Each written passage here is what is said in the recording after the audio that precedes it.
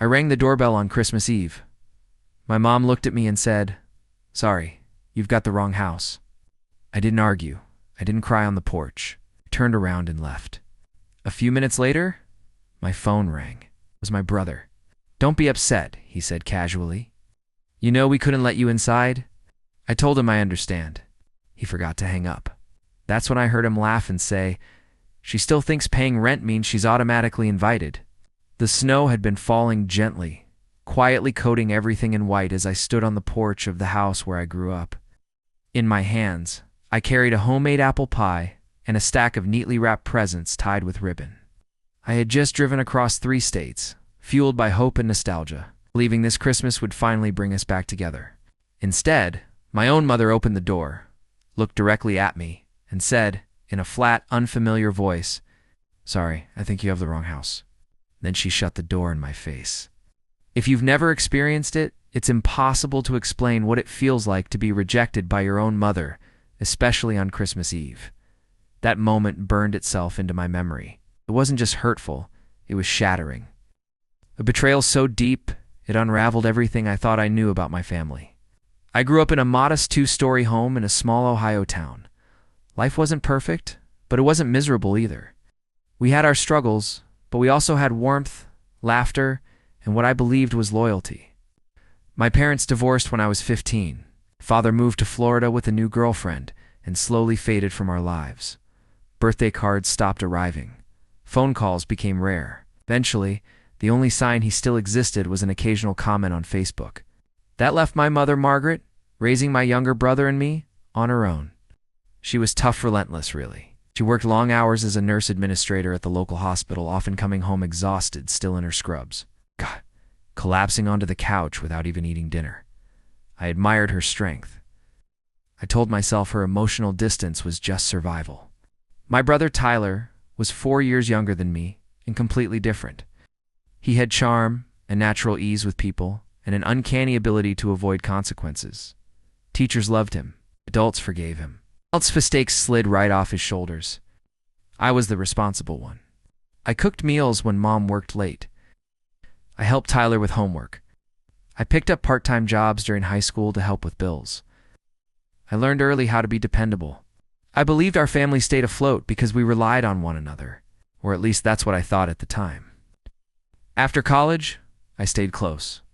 I got a marketing job in Cincinnati, only 30 minutes from my mother's house. Sunday dinners became our routine. I'd bring groceries, cook for everyone, and we'd watch movies afterward.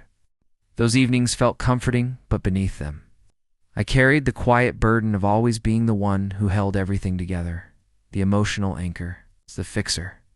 Then, 5 years ago, my life shifted. I was offered a position at a major marketing agency in Chicago. The pay was nearly double. The growth potential was real. It was everything I had worked toward. Leaving wasn't easy. I was 27 and terrified of being selfish. Mom said she supported me, but I noticed how tightly her mouth pressed when I told her. Tyler, still living at home and drifting through community college, hugged me tightly on moving day. "Go show them what we're made of," he said. I held on to that moment for a long time. 3 months after I moved, Mom called in a panic. The furnace had broken in the dead of winter. Repairs would cost $4,000. I transferred the money immediately. 2 months later, Tyler needed a car for a new opportunity. Another Wu-Tsen Meiyuan gone. By the end of my first year in Chicago, the help became automatic. Monthly transfers, no discussion. $800 to Mom for the mortgage, $500 to Tyler until he got stable. Years passed. I never questioned it. I assumed they'd tell me when things improved. But when I visited, I started noticing changes. New furniture, renovated kitchen appliances. Tyler's gaming setup kept growing. Expensive-looking items appeared casually, always explained away as good deals or necessary upgrades. Meanwhile, phone calls went unanswered. Conversations centered only on their lives. My promotions, struggles, and loneliness barely registered. Holidays became exhausting. 2 Thanksgivings ago, I cooked for 8 hours while they watched football and complained the turkey was dry. Last Christmas, I got sick and couldn't travel. Their disappointment felt less about missing me and more about missing the gifts. Still, I sent packages. I sent money. This year, I promised myself things would be different.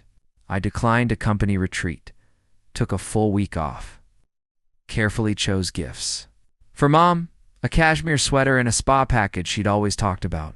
For Tyler, a limited edition gaming console and concert tickets. I practiced my grandmother's apple pie recipe until I could bake it perfectly from memory. Mom mentioned a small gathering. She didn't elaborate. Tyler asked by text if I could send extra money for holiday expenses. I sent another $1,000. All autumn, something felt wrong, distant, like I was being tolerated, not welcomed. But nothing prepared me for what happened when I arrived.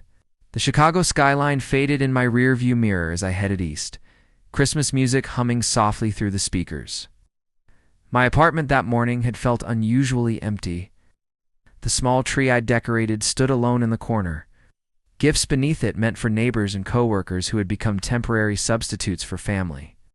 The real presents, the ones that mattered to me, were packed carefully in the trunk. Wrapped in silver and blue paper, each tag handwritten. When I asked my boss, Lisa, for the entire week off, she hesitated.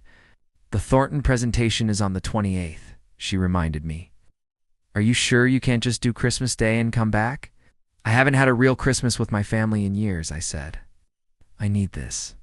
She agreed reluctantly, making me promise to check emails remotely. What I didn't say was how desperate I was to feel close to my family, again how badly. I wanted to believe we could still be repaired. The drive should have taken 8 hours. Instead, winter storms stretched it to nearly 12. Traffic crawled through Indiana, headlights blurring through falling snow. Around noon, I called Mom to let her know I was running late. "We're eating at 6, she said, her voice oddly flat. "Don't rush. We can save you a plate." "I'll try to make it," I said brightly. "We've got presents for everyone." A pause. "Everyone?" she asked.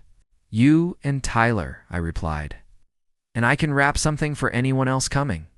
"That won't be necessary," she said too quickly. "Drive safe." The line went dead. That pause replayed in my mind for hours. At a rest stop near Western Ohio, I called Tyler. He picked up on the 4th ring, his voice rushed and distracted. Laughter echoed faintly in the background. "I'm about 3 hours out," I said. "Roads are clearing." "Cool, cool," he replied. "Hey, I'm in the middle of something. I'll call you back." He didn't. I stopped outside Columbus at a gourmet market to pick up pie ingredients. The store buzzed with last-minute shoppers. I chose the best apples, splurged on premium cinnamon, even bought a handcrafted pie dish I thought Mom might like. An elderly woman behind me smiled.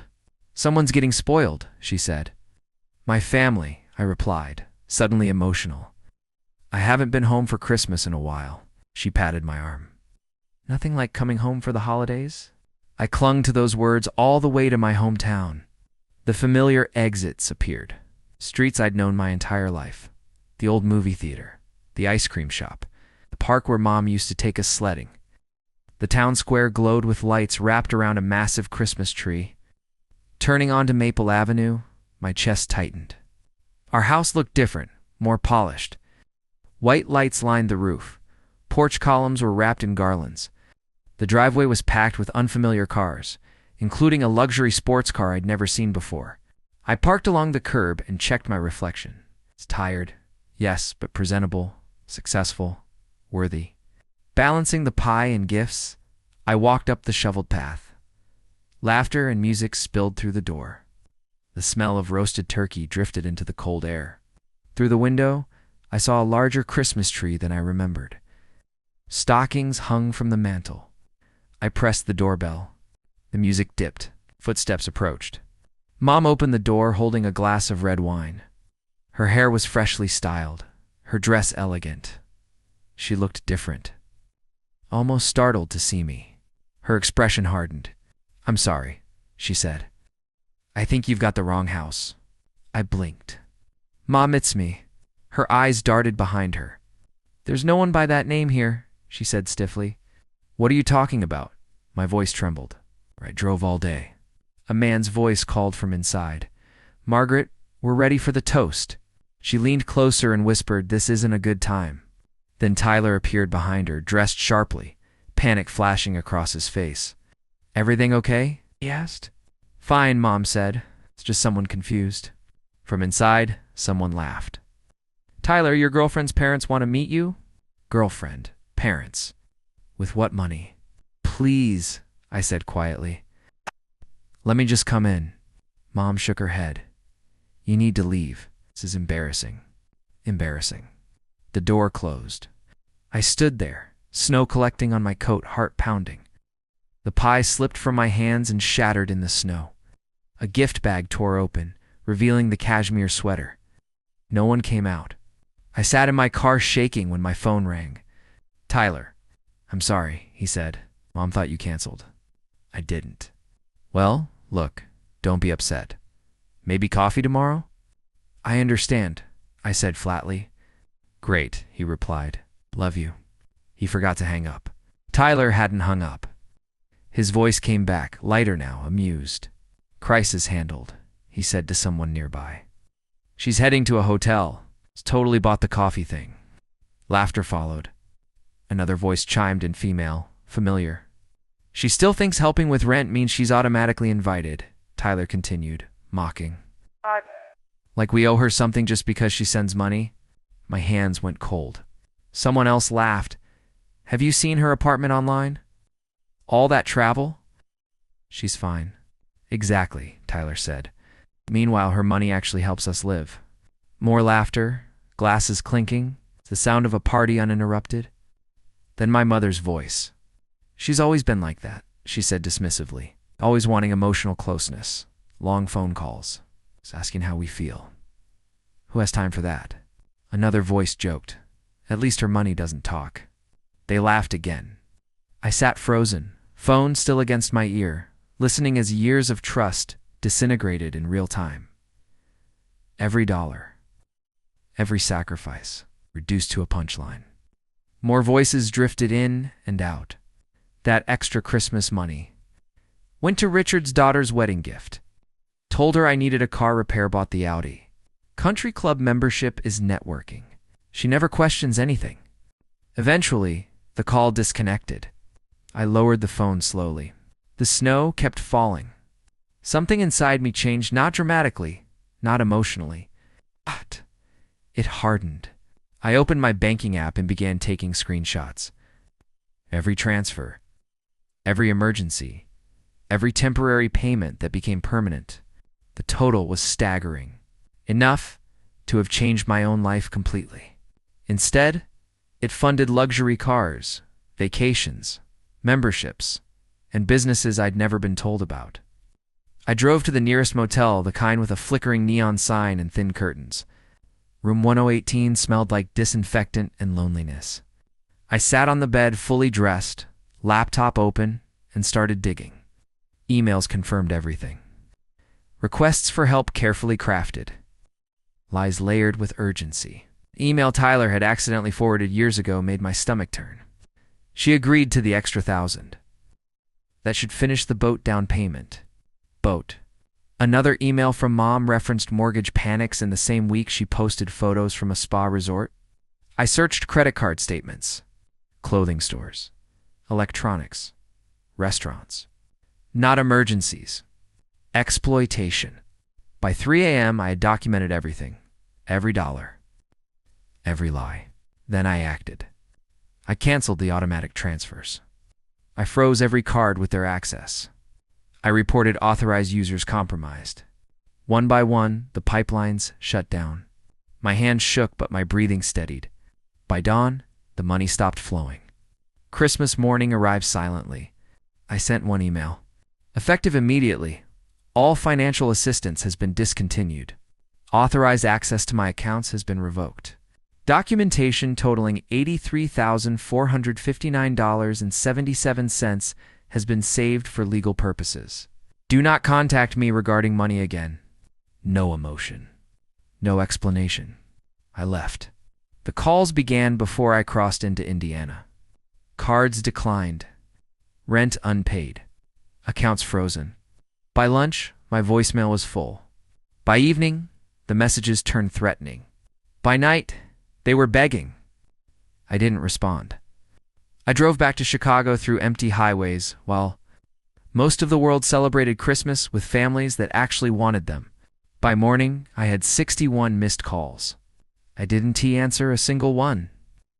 January arrived, wrapped in bitter cold and heavy snow, mirroring the emotional freeze I was still trapped inside. The holidays passed quietly, no celebrations, no gatherings, no forced cheer, just paperwork, silence, and the steady unraveling of everything I once believed about my family. The phone call slowed after New Year's Day. At first, it was non-stop voicemails layered with rage, disbelief, guilt, and entitlement. Then gradually, they thinned out. By mid-January, the messages stopped entirely, except one. From my mother, the subject line was surgical in its cruelty. "Your father always said you'd abandon us too." I deleted it without opening. Work became my refuge. Lisa noticed immediately. "You're different," she said, after I delivered the Thornton presentation flawlessly. "Whatever happened over Christmas, it changed you." She wasn't wrong. I finally scheduled therapy at her insistence. In my first session, I could barely speak. My family didn't want me anymore, was all I managed before my voice broke. By the third session, I had the words, "They used me financially, emotionally, and mocked me for caring." The therapist nodded gently. "What you're describing is financial abuse paired with emotional manipulation. Your grief makes sense." Grief. That word unlocked something deep and painful. I wasn't just angry. I wasn't just hurt. I was mourning the family I thought I had. February brought small victories. I redirected the money that once vanished into their lives into my own savings. Watching that account grow felt surreal. For the first time, my effort benefited me. By month's end, I booked a weekend alone in a lakeside cabin. No obligations. No guilt. Just silence, books, long walks, and the slow realization that peace didn't have to be earned, could simply exist. Back in therapy, my therapist asked, "Who are you when you're not the caretaker?" I didn't have an answer. Yet, spring thawed something else too. Without constant financial emergencies draining me, time opened up. I accepted invitations I once declined, joined a photography class, rediscovered parts of myself I'd abandoned. My downstairs neighbor, Claren, elderly widow, invited me for coffee one afternoon. I told her everything. She nodded knowingly. My son did the same thing. Cut him off for 2 years. What happened? He came back differently. Accountable. Or he didn't come back at all. Either way, I survived. She introduced me to her weekly card group. They welcomed me without expectations. No one asked what I could provide. Only who I was. By summer, my life felt fuller than it ever had. Work flourished. Savings grew. Sunday dinners formed naturally with neighbors, friends, people who showed up because they wanted to, not because they needed something. "You were never the problem," Clara told me once. "You just gave your love to people who didn't deserve it."